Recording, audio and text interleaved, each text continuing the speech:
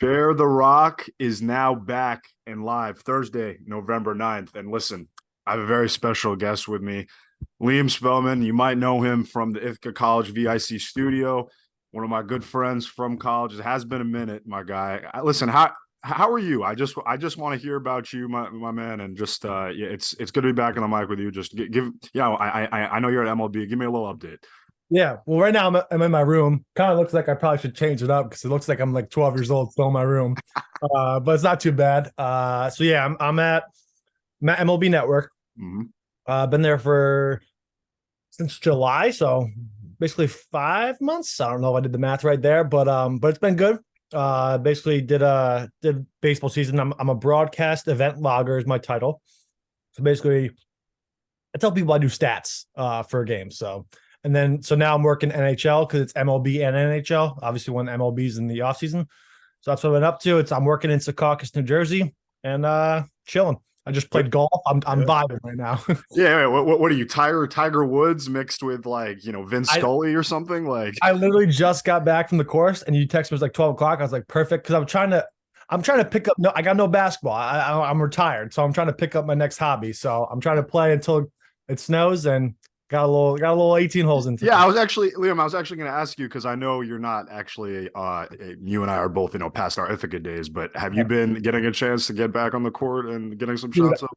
dude, I haven't played basketball since like March. I haven't really done anything. But I've been because I played basketball for my whole life for Your whole like life, right? yeah, literally my whole life. So I kind of needed a little break. And it's been chill. And yeah, I guess golfing is my new hobby. I'm not very good at it, but I like to swing. Yeah. Um, but it's a lot of fun. Shout out to Ithaca men's basketball. They open up tonight. They play Cortland at Cortland, so that should be Yeah. fun to see our alma mater, which is crazy to say too. Crazy to say now, right? And Liam, listen, you know me, I'm a basketball first guy. Maybe football gets the hype and as far as sporting world goes, but I think this is the Cortica jug tonight. You can talk about the football game this weekend, and it's going to get most of the press, but I think that the basketball team setting the tone for the rivalry, I think it means a lot personally. And this Yeah. is for me, this means the most.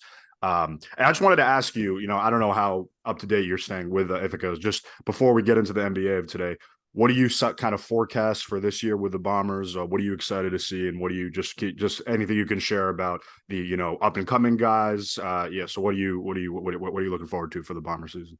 Yeah, I'm really excited for the year. There's been a lot of turnover with ourselves, but the league itself. Like everyone, it seems like every team in the Liberty League graduated multiple impactful players. I know we lost four of our starters, and Mm-hmm. then a couple more role players, like me, Skylar, Luca, George, yeah, Zach, Jack Stern. That's the starting lineup of last year, I believe. Yeah, we Yeah. losing everyone. Yeah. I think I touched on it. Yeah. And so Logan's definitely there. He'll be probably their go-to guy for scoring. Mm-hmm. But they got a lot of depth, got a lot of freshmen. Noah Downing went down with an injury, so I'm not really sure his status. He heard it in a scrimmage, which kind of sucks because I was excited to see him play. But it should be a fun team to watch. I'm really excited, and again, Cortland's always a big game. I think they might have had our number in my 4 years. But yeah, I'm hoping they win tonight. And I'm really excited to watch. Yeah. I know the Liberty Leagues. They should definitely be one of the favorites. Like I said, a lot of turnover, a lot of new people in all over. So we'll see. Absolutely, yeah. I just want to touch on one guy I'm looking to take a big step forward is Gavin this year, just Yeah, because I think he can step forward.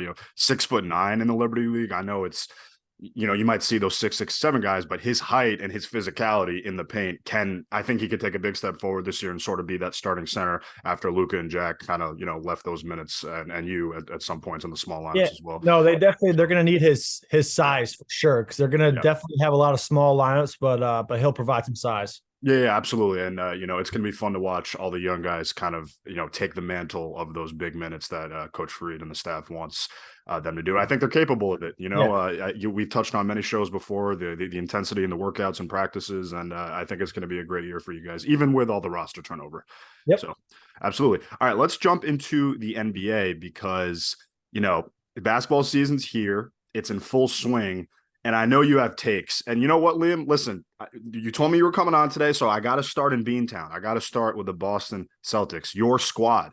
Okay. And they played a great game last night against the Philadelphia 76ers. They only ended up losing by 3. They showed up a lot of good things. You know, they were down 14. I don't know if you had a chance to watch the game, down 14 and with 2.5 to go, came all the way back to only lose by a bucket. Porzingis actually had a chance to tie it in the last 5 seconds, ended up airballing. But I got to say, speaking of Porzingis, Liam, this is the best he's looked in his career. And I say this as a Knicks fan, and I've watched him in Washington, Dallas. Joe Mazzulla is letting him do what he wants to do offensively. You see him handling the rock. And I think the Boston Celtics, if they can stay healthy, consistent, and the team stays together, which is important as well, this team is at worst the third worst team, the third best team in basketball. It's Denver, Milwaukee, and Boston to me. And I've been super impressed by the Celtics, and I think the moves they made are paying off. I don't know what your take on it is, but I think the Celtics are unbelievably deep and good this year. Yeah, no, I agree. Ironically, I'm not really a Celtics fan. Oh, really? I'm weird. I'm weird. I'm a big Luka Doncic fan. So I would say the Mavericks are my team. I mean, I have a Heat logo right here, Heat here. I was a big Dwayne Wade fan, so I was always a big Heat fan. But I'm more like players, which sucks. I'm from Connecticut, so we have no team. We have the Connecticut Sun in the WNBA, but we don't really have a team. So I'm all over the place. I'm a basketball junkie, so I'll watch everything. But Celtics, I've always been a fan of Porzingis. I feel like he got too much disrespect the last 2 years. Like he had a weird tenure with the Mavericks. Then he went to the Wizards. Where did he go? I think he went to the Wizards from there. Yeah, it was New York, then Dallas, then Washington. Yeah. But the last 2 years, he's been awesome. He's like a 20-point scorer. He's played a lot of games, like 60+ games, I think, in back-to-back seasons. Yeah. I saw a stat. He's played more games than Damian Lillard in the last 2 years. But the first game, he was awesome. I was like, dude, this dude is he's him. Like Porzingis looks nasty. And I'm really excited for the Celtics. I think they're second best in the East behind the Bucks. But you can kind of go back and forth. Bucks are still kind of figuring stuff out with Lillard and Giannis. But I'm excited that I think in Eastern Conference Finals, Bucks Celtics. No offense to the Knicks, but I feel like that's got to be. Nah, listen, no disrespect taken. You add Damian Lillard to Giannis Antetokounmpo with that core, and then you look at Boston with Tatum and Brown and Porzingis and Drew Holiday, and it just goes on, and it's just like I don't know. I have a hard time seeing who's going to beat this team. I mean, I have more questions about Milwaukee if you want to put them head to head than I do about Boston at this juncture. Let's talk about Philly as well because they also played Philadelphia last night. You know, Liam, I got to say, I like what Philly has going, but it wasn't the best look for me to be up 14 with like literally it was. I think the game could have gone 2 ways. It was going trending towards garbage time, or they could have left the door open for the Celtics, and they just swung the door open. I mean, you saw lackadaisical defense, the Celtics getting whatever they wanted in the last 2 minutes, and I think if the Sixers, they are 6-1, they are a good team, but if they want to prove themselves as the upper tier of contender, like the Bucks and the Nuggets are, they got to close the door. To me, they got to close the door, and if you don't do that, you let these Celtic teams like Celtics hang around. That's a recipe for disaster for me. So it was a little bit disappointing, even though they won. I like what Philly has going. I just don't love their bench depth at this moment. Yeah, I mean they were in a tough spot with the whole Harden saga. Right. I'm glad he left town because I mean Maxey is a great number 2 option to have. I mean he is awesome. I've always been a fan of Maxey. Obviously Embiid still an MVP front runner. I mean, I think they'll take a little time too. Again, with the whole Harden offseason, it was all weird. But they've been playing good basketball, and Embiid's still the go-to. And Maxey, I think the sky's the limit. I don't think he's even come close to his ceiling yet. He's going to be an all-star, I think, this year.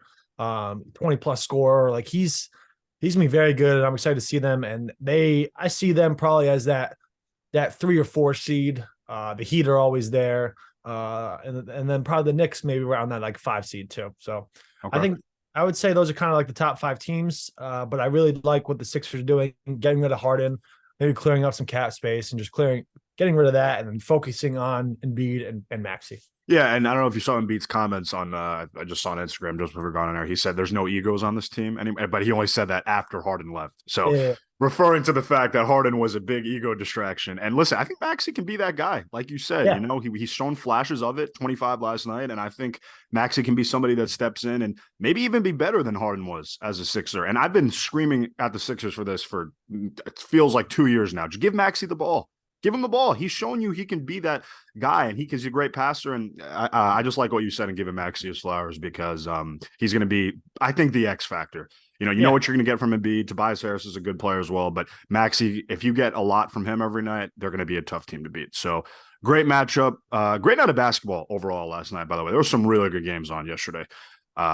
So And yeah. I'm sure we might touch on it, but the in Yeah. season tournament, talk about good basketball. I was a big fan of it. That Tuesday, no, was it Tuesday or Friday? Whatever the day one of in season tournament was, every game was back and forth, came down to the wire. So I was a big fan of that too. Yeah. You actually touched on that right now. I was going to get to that later. We can move that up for right now if you'd like. Let's talk about that right now. So the in-season tournament, it's been going on. I think they play Tuesdays and Fridays. There's only been one set of bracket of games so far. They didn't play on Tuesday because it was voting day in this country.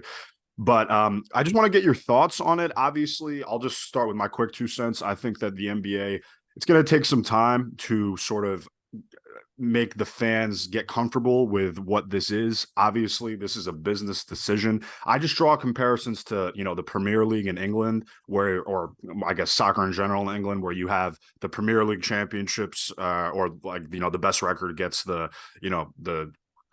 whatever they call the trophy. But then you also have the in-season tournaments like the Carabao Cup or whatever it is. And I was listening to the Hoop Genius podcast with BJ Armstrong and Scott Perry and a few others, and they were basically making the comparison of like, how do we get people to care about something that's not the Larry O'Brien Trophy? So I just want to get your perspective on how the NBA should go about sort of bringing this new tournament in, and what have you thought of it so far? Yeah, like I said, I really liked it. I thought day one couldn't have been better, honestly. Like I said, the all games I feel like were single digits and coming down to the wire. And are they gonna do the courts? Definitely were the courts were interesting. Some of them were cool. Some of them looked like could have been just like blood on the court. The Bulls said it was strictly. Yeah, Uh, absolutely. but I like them. They're trying something new, and there's always going to be people that like it, people that don't like it, people in the middle. I'm more of the people that like it. I really enjoy it. I think they're just trying to get rid of the whole load management, all that stuff, and I think this is a good way to go about it. And I think it goes till December, and people will get paid for the winnings. And Mm-hmm. overall it's good. And like I said, day one was awesome, and I'm excited to see it. So this Friday should be the second day, and hopefully we'll have another good slate of NBA games. Yeah, absolutely. And I think that something else that's interesting is you've kind of seen, I don't know if you saw the Bones Highland post-game presser where the reporter asked him, what has been your experience so far in the tournament? And he just goes like, oh, I don't know what's going on, man. I don't know. I'm just here playing, trying to get wins, put up my shot. And, so I still think there's that element of, and also Dame Lillard said that as well in his post-game. So I think there's still an element of players not fully knowing. But I think that's all right. I think anything that adds sort of intrigue and excitement to because let's be honest, we love basketball, but the season is long. 82 games Oh yeah. combined with, 16 minimum playoff games. You're talking about 100 per team. Let's say a team makes the finals. You're talking about 100 games in a year. But the playoffs are 2 months, I think, just itself. That's way too long. Oh yeah. I mean, I honestly, ultimately, I honestly think that the season should be cut down a little bit to 65, 70 range. That's just me, but adding intrigue, like I said, to a season that is pretty arduous as far as length, might be a good thing at the end of the day. I don't get it fully yet either, but I think that in the next few years, obviously the play-in took a year or two as well. So I think we're kind of seeing that. And it's good for the young guys. They get a big monetary bonus. They have a chance to play big minutes. So there's more pros than cons. It's just a time thing. It has to settle in for people. So yeah, I think it's honestly better for the guys that don't play, like you said, the guys that are the role players and don't really get time because they're the ones that could be getting a little extra bonus check. And I'm sure the stars on the teams are gonna want to do that for their guys that maybe don't get the recognition. So again, I think it's good for the NBA, but yeah, like you said, it's gonna take time. But the play-in tournament has been has been a success, I would say. So I'm sure the in-season tournament will be pretty much the same. Yeah, plan's been a massive success. And I'm looking forward to seeing the next league. I also like how it's Tuesday and Friday, so you just kind of Yeah. know, like, turn on the TV, you're going to get the Oh, new you're, court. So it is exciting, and we got a lot of games tomorrow night for in season. So I know you'll be watching those. Let's talk about another game from the past few days. Last night, actually, I want to talk about the Knicks Spurs game because, listen, Liam, I got to be full disclosure. This was a game I wanted to go to, and I ah, almost dropped a bag, like a really ridiculous bag, like I'm sure. $250 bag. Okay. But I didn't do it. I decided to make a smart financial decision. And I said, you know what? Wemby's 19. I'll have chances to see him. I got to have real world money first. But, honestly, I'm not that upset about it. I mean, he kind of put up a clunker. I mean, 4 of 14 points. He didn't even score his first field goal until the third quarter, I believe. So I think you saw Tom Thibodeau, I don't know if you watched the game, but I think you saw Tom Thibodeau put out a blueprint to stop him. He didn't let him get comfortable. He didn't let him get to his spots. And even when they backed off from the 3-point line, all that physicality that Mitchell Robinson and Hartenstein were throwing at him kind of caused him to maybe shake up a little bit. You saw him airball 2 threes, like just clear of the rim airball 2 threes. So I don't know. There will be growing pains. He's still defensively, he's still a monster. But I think that what the Knicks did, the league should watch the Knicks game last night and say, you know what? This is how we stop this kid. So great defensive effort. And Mitchell Robinson, full props to you, my man. You should be an all defensive caliber type of guy or even make it. So great game for the Knicks. And Wembanyama, Wembu. No, Knicks look good. I mean, they dominated the entire game. I mean, the Spurs are not going to be great. They don't even they have Jeremy Sochan as their point guard. Like, what are we doing, Pop? Come on, this dude. What are we doing? So that's the thing. Like, I've watched a couple of Wemby games this year, and of course, the one game I didn't watch, he had like 38. But other than that, like, I feel like they're not even giving him the ball enough. Like, I don't know, it's weird, but again, they don't have a true point guard. Like, Trey Jones is their point guard. He comes off the bench. They have a big lineup, but he's gonna be fine. He like I say, he's 19. He's getting used to the NBA, getting used to just being in America. I mean, he's French, so it's gonna be growing pains, but he's been beast already. Every game he makes 1 or 2 plays that's like, whoa. All right. Just like, whoa, like I've never seen that. You know, a human can do that. Like, it's crazy. So it's fine. But the Knicks stuck it to him. I'm glad. I thought it was funny because I know a lot, like yourself. I know a lot of Knicks fans. And they did not like the him saying that. Oh, I thought it was gonna be bigger. I thought MSU was gonna be bigger. Yeah. I was gonna ask you about that because I was gonna tell you, Liam, I don't really care that he said, "Oh, I thought it was gonna be." You're still playing in Madison Square Garden, and then let's hear you talk all that after you shot 4 of 14 and lost by 25 points. Let's hear you say that now, and I think that factors into it. Wemby can talk all about he wants about it being him playing in big arenas since he was 13 and like MSG being smaller than he thought. I mean, he can say all, but the reality is it's tough to just roll up in MSG and just dominate. Like. It takes guys a long time to do that. And Liam, I actually wanted to ask you, since you played, as you touched on earlier, and as we know you, lifelong basketball player and fan, how does you and your coaching staffs throughout the years, how do you game plan for a guy that tall and lanky? And what do you sort of, like when you're coming into the game, how do you approach a guy like that to take him out of his comfort zone? Yeah, I mean, like, you can't really like hide it. Like, this dude, he's gonna get his. Like, you have to accept that he's gonna score. He's gonna make plays on the defensive end. He's gonna do stuff. You just have to limit that. And honestly, big thing that I like to think of is make someone else beat you. Like Wemby is gonna have his stat line with points, rebounds, blocks, just even deflections, even altering shots without not even in the stat sheet. So he's gonna have his stuff, but it's more of like you can't let Keldon Johnson's pretty good, but you can't. Devin Vassell's pretty good, but you can't let them like hitting wide open threes. Like you want to guard up Wemby and do that, but you can't let someone else like just take over the game. So no. It's almost like, well, I'm kind of contradicting myself, but you almost actually can, because you want someone else to beat you, but it's a fine line. But you have to accept that Wemby is going to kind of do his thing. Some guys are just that good. Do you throw a like high post double team at him? I mean, do you leave other guys open? I mean, it's just like you have to make some sacrifice. I feel like Especially somewhere. with him. With Yeah, him, I like the idea of I mean, everyone's gonna be smaller than him, but a smaller defender getting in in his space because he's not. He's 7'3", 7'4". He's not going to be the best dribbler yeah, because 7'4". Yeah, he's dribbling it so high because he's so tall. Like letting someone come in and kind of pressure him because again he's not the strongest of the bunch too. right. I think pressuring him is going to be huge. But again he's so good at his, so you just kind of have to deal with it. Yeah, yeah, and honestly, I feel like that's a good point you make. I mean, even what like I mean, it doesn't really matter what scheme you throw. It's like at 7'4", he's just gonna have those times when he Well, you said catches he it. finished with 14 too. He finished with 14 points. Yeah, 14 on 4, 14 shooting. Yeah. And he shot terrible, but 14's still like he's not a true scorer, but 14's not a terrible game. Yeah, no, I mean, well, through like 2 or 3 quarters at halftime, it was really bad. Like he couldn't make a shot. He airballed 2 shots in the first half. I mean, he just couldn't do it. I mean, Mitchell Robinson was playing good defense, but let's also not forget Mitchell Robinson's been in the league for a number of years now. He kind of is a Robinson is a dog. oh, he's a dog, man. Listen. I don't want to get too Knicks biased here, but the honest reality, Liam, is he's like a legitimate top 5 defensive center right now. Mitchell Robinson can play on my team every day of the week. Thank you. Yeah. And he never gets, let's be honest, he's the best rebounder in basketball. I'm just going to say that. All right. He's the best offensive. He's leading the league in offensive rebound rate, both in rate of efficiency and just number of, he averages 6.4 offensive rebounds a game, which leads the league. That's absurd. Listen to this. He's averaging more offensive rebounds a game or efficiency wise than 27 NBA franchises.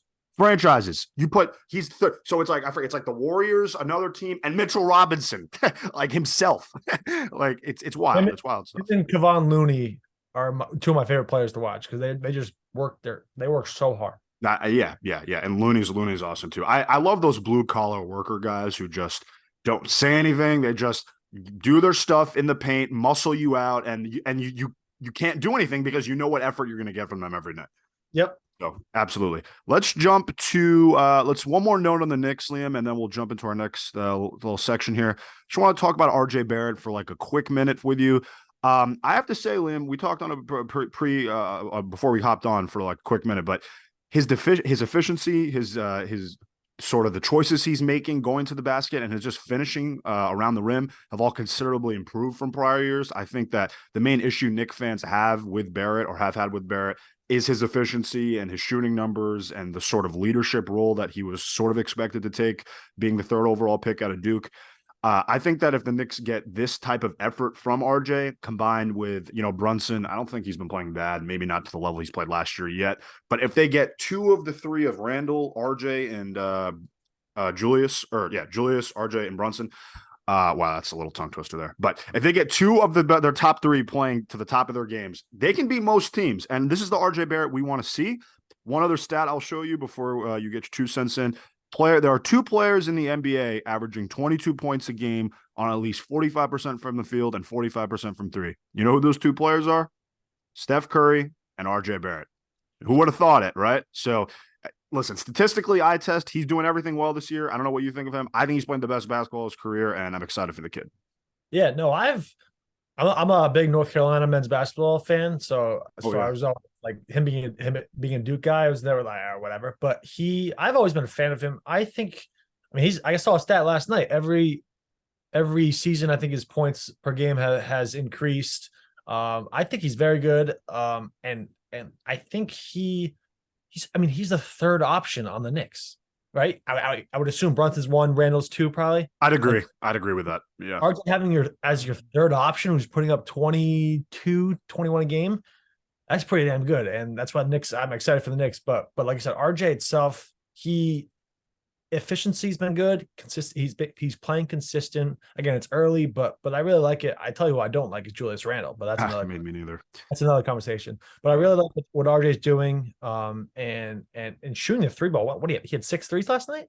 6-5 or 6 threes, I think. Yeah, 24 points. He's shooting with efficiency, and I'm really excited. So that's good for the Knicks. And I'm excited. He's been playing really good basketball and the best of his career so far. Yeah. Another question I had for you as a basketball player who's been in locker rooms and done the X's and O's. How important is a player's shooting percentages and decision making and efficiency. How important is that in terms of overall evaluating? Because we have seen guys in the NBA throughout the past, really since forever the NBA started, sort of put up big numbers, but those big numbers have come with really bad shooting percentages. Like, for example, you have a guy like, I don't even know, James Harden put up 35 points on one night, but he shoots 6 of 25 from the field, or 8 of 9 to 8 of 20 or something. How important is a player's efficiency in overall in evaluating his profile? Yeah, I mean, no, it's definitely important. That's straightforward. But I think it's a player's shooting percentage has a lot to do with confidence. I'd say, like speaking from example. So like my junior year, I shot probably like the best shooting threes. I've shot like the best that I've ever done, and I wasn't high rate. I was shooting like probably 5 a game, but I was shooting at like 40%, which was really good. And I just thought every shot was going in. It was all mentality. So shooting percentage. But then there's other guys on the team that maybe were shooting a little more, and their shooting percentage was like in the 20s, and they're like, gosh, like this is not good. So I guess it all depends on kind of your confidence and your mentality.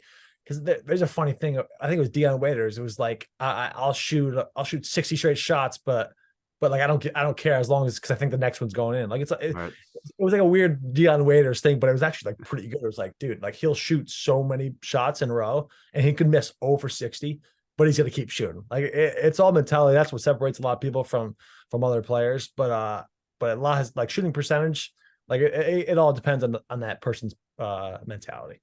Yeah, and it's all just about whether, like, the coach puts you in a position to be a scorer or whether you're just like, a defensive first guy. So that's a good point you bring up. I just think that if RJ, the thing that separates RJ from people like maybe Darius Garland, Tyler Hero, or just to compare him to the rest of that class is, can he up his efficiency to the point where he can still have the ball a lot and be looked at as a, sort of top option.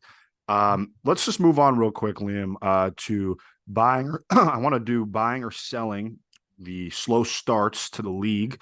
I have 3 teams for you here. I'm going to start off quickly with the Memphis Grizzlies. This will just be sort of a quick touch type of section, but Grizzlies now 1-7 on the season. I feel like their season. Listen, I know it's only been a week or so, but I kind of feel like their season's already on somewhat life support, I would say.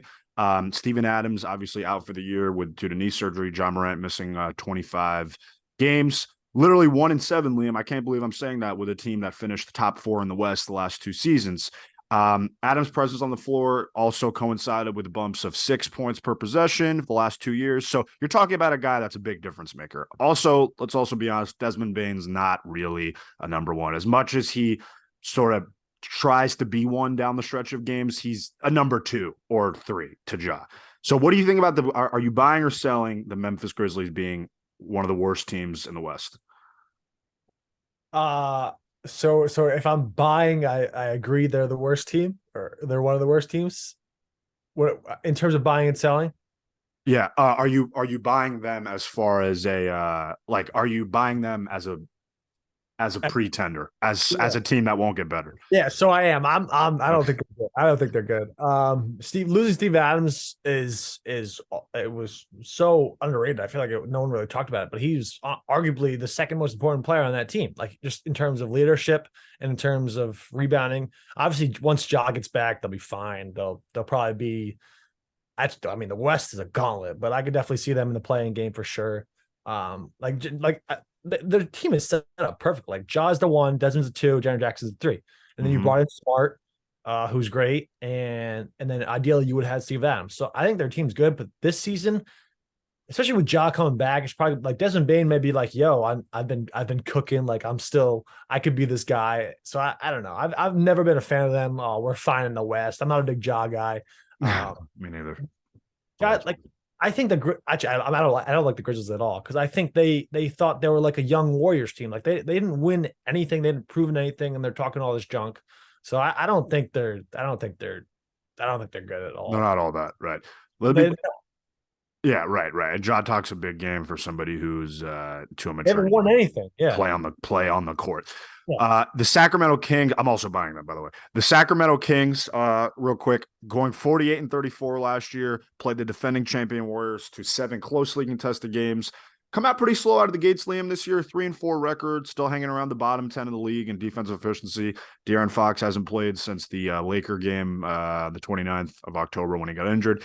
I'm actually buying the Kings as a team that will take a step back this year. I think that while they have an impressive young roster, they kind of overachieved last season, at least a little bit. I don't think they're going to match last year's success. I kind of forecast, I think they're going to be closer to the play-in than a top 4 seed for me. So I'm buying them as a team that will take a decently big step back this year. Yeah, I mean, in terms of that, I would say buying, but not necessarily to the same element as the Grizzlies. Like I think the Grizzlies couldn't even make, like, if they don't make the playoffs, I'm like, all right, whatever. The Kings, I assume, will make the playoffs. They'll be around the playing game, but there was no doubt in my mind they were going to take a step back from last year. They you said overachieved. They overachieved and then some. I mean, Yes. they were what? They were the 5th seed in the West. Like no. And they won the division. I mean, the NBA divisions no one really pays attention. It's more the conference, but they overachieved by a wide margin, and they were it was destined for them to take a step back. Obviously losing their best players hurt. When is he expected to come back soon? Yeah, I Or don't think it's like a month thing. It's more yeah, like a week, yeah. So it's not a long term thing. yeah, But I could see them around like the 5, 6, 7, and then 8, like the rest of the playing around there. I don't see them getting a top 4. Maybe they maybe get a 5, but I don't see really a top 5 seed in the West for them. yeah, me neither. One other call. Let's go east real quick. The Cleveland Cavaliers is the last team I have on this list for you, Liam. They dropped a 128 to 120 decision to Oklahoma City last night. They're sitting at 3-5. I'm actually going to go sell as far as the Cavs taking a step back. I don't really think they overachieved last year, just simply for the reason that the offensive firepower that you saw out of them is repeatable, I think, especially when you consider the fact they didn't lose any of their starters. They added Max Strus, Georges Niang. You still have Mobley and Allen. Allen hasn't really played much, if at all, this year due to injury. But I don't really have too many questions. The only question I have about Cleveland is, can they hang with the elite? Obviously, they got bounced by yours truly last year, but can they hang with the top of the top? I think they'll be fine. The rough patch. I'm selling them as a team that I'll take a step back. Yeah. Me personally. No, I would probably agree with you. I think I mean, they played the Knicks in, like I said, in the first round, and that was a 5 matchup, I think. I think those teams are perfectly kind of where they are. Again, like I think you said it perfectly. I don't know if they're good enough to beat the top teams, but I think they're like where they are at a 4 or 5 seed in the East, I think is right where they should. I see the Cavs getting there, and I see the Knicks getting there. But a slow start, it is what it is. But I mean, you have Donovan Mitchell in your team, one of the best scorers in the league, and you have 2 of the best bigs, defenders in the league for sure. Mobley's gonna keep getting better. You said Right. they added Strus. Garland was banged up for a little bit in the beginning of the year, I thought, but he's been fine. I mean, he'll take a step back. He was the last 2 years, he's been unbelievable. So I think they're fine. I think they're gonna be they're gonna get bounced in the first round or second round. I don't see them making it too far. I think the East is pretty set, like we said, but I think they're good where they are. Yeah, agreed. Let's do one more quick hit thing here. I want to know what, in your opinion, is the best, 1 or 2 teams is fine, the best bench in the league. I can go first if you'd like. I have a Go ahead, team yeah, for go you. ahead. All right. So the best bench in the league for me, it's between the Lakers, the Kings, and the Knicks. Those are my teams for the 3 best benches. I would say the Lakers, simply due to the fact that these guys have experience playing in big moments. They've been in the Western Conference Finals last year. I mean, you got guys like Hachimura, Jared Vanderbilt. So Austin Reeves, I guess he starts on Gabe Vincent. I like their bench. I also like the Knicks bench a lot. And again, not to be biased, but you got Quickly, Josh Hart, Dante DiVincenzo, Hartenstein. So I think bench play for me, Liam, this year has been something to watch. And I like the Lakers and I really like the Kings bench too, with Monk and Herter and all of them. So I think benchers have come to play this year. That's a good question. I low key a team that maybe doesn't get the love. I like the Brooklyn Nets, not gonna lie. Ooh, okay. Okay.